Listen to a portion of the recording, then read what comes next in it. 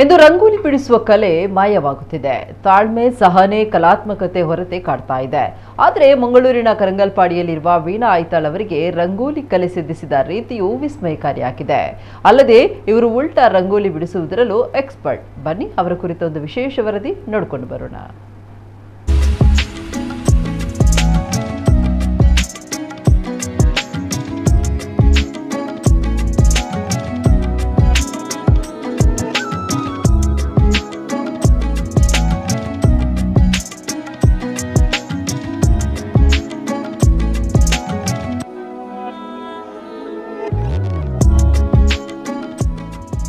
S, ಹೀಗೆ ಅಪೂರ್ವವಾದ ಉಲ್ಟಾ ರಂಗೋಲಿ ಬಿಡಿಸುವವರೇ ಮಂಗಳೂರಿನ ಕರಂಗಲ್ಪಾಡಿಯ ಗೃಹಿಣಿ ವೀಣಾ ಐತಾಳ್.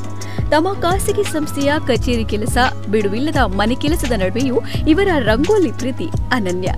ಇನ್ನೂ ಒಂದು ವಿಶೇಷ ಅಂದ್ರೆ 2018ರ ಬಳಿಕ ಇವರು ರಂಗೋಲಿ ಕಲೆಯನ್ನ ತಮ್ಮ ಹವ್ಯಾಸವನ್ನಾಗಿ ಮಾಡಿಕೊಂಡಿದ್ದಾರೆ.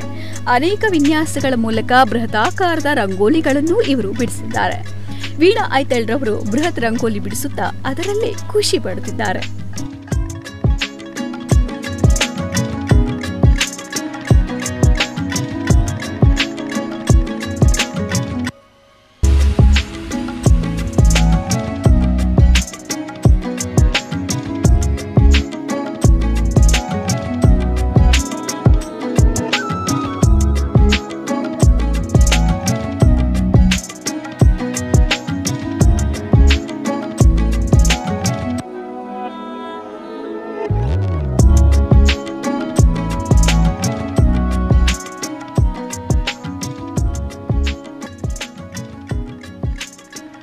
ಬೃಹತ್ ಗಾತ್ರದ ರಂಗೋಲಿಗಳನ್ನು ಹಾಕಲು ನಿದ್ದೆ ಮರೆತದ್ದೂ ಇದೆ.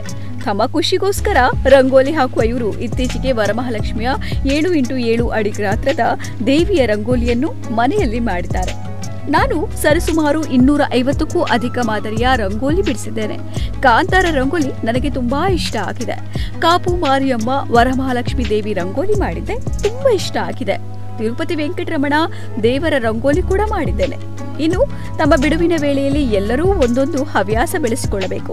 ಚಿಂತೆ ದೂರ ಆಗಲು ಇದು ಉತ್ತಮ. ಇದು ಆಕಸ್ಮಿಕವಾಗಿ ನನಗೆ ಸಿದ್ಧಿಸಿತು ಎನ್ನುತ್ತಾರೆ ವೀಣಾ. ನಾನು ಸುಮಾರು 7 ವರ್ಷ ಆಗ್ತದೆ. ನಾಡ್ದು ದೀಪಾವಳಿಗೆ ಶುರು ಮಾಡಿ ನಾನು ಸುಮಾರು ಒಂದು 200-250ರ ಮೇಲೆ ಮಾಡಿದ್ದೇನೆ ರಂಗೋಲಿ. ಕಾಂತಾರ ರಂಗೋಲಿ ನನಗೆ ತುಂಬ ಇಷ್ಟ ಆಯಿತು. ಮೊನ್ನೆ ಕಾಪು ಮಾರಿಯಮ್ಮ ಹಾಗೂ ವರಮಹಾಲಕ್ಷ್ಮಿ ದಿವಸ ವರಮಹಾಲಕ್ಷ್ಮಿ ರಂಗೋಲಿ ಮಾಡಿದ್ದೆ. 7 ಫೀಟ್ ಬೈ 7 ಫೀಟ್ ಇದ್ದು, ಅದು ತುಂಬ ಇಷ್ಟ ಆಯಿತು ನನಗೆ.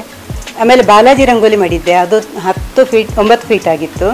ಎಲ್ಲರೂ ಒಂದೊಂದು ಹವ್ಯಾಸ ಬೆಳೆಸ್ಕೊಂಡ್ರೆ ಒಳ್ಳೆಯದು.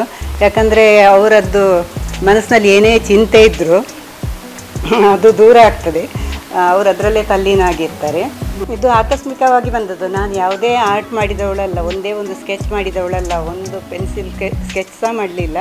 ರಂಗೋಲಿ ಪೌಡ್ರ್ ಹಿಡಿದದೇ 2018ನಲ್ಲಿ. ಇದು ನಮ್ಮ ಕಾಲೇಜ್ ಗ್ರೂಪಲ್ಲಿ ಒಬ್ಬರು ಪೋಸ್ಟ್ ಮಾಡಿದರು. ಅದನ್ನು ನೋಡಿ ನನಗೆ ರಂಗೋಲಿಯಲ್ಲಿ ಮಾಡುವ ಮನಸ್ಸಾಯಿತು. ಹಾಗಾಗಿ ಫಸ್ಟ್ ರಂಗೋಲಿ 2018ನಲ್ಲಿ ಮಾಡಿದ್ದು.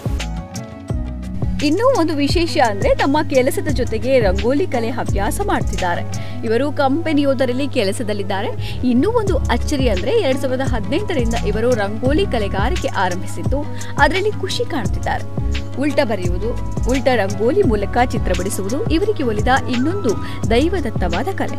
ಇದನ್ನ ಮಾಡುವುದಕ್ಕೂ ಅಷ್ಟೇ ತಾಳ್ಮೆ, ಪರಿಶ್ರಮ ಬೇಕು ಅಂತಾರೆ ವೀಣಾ.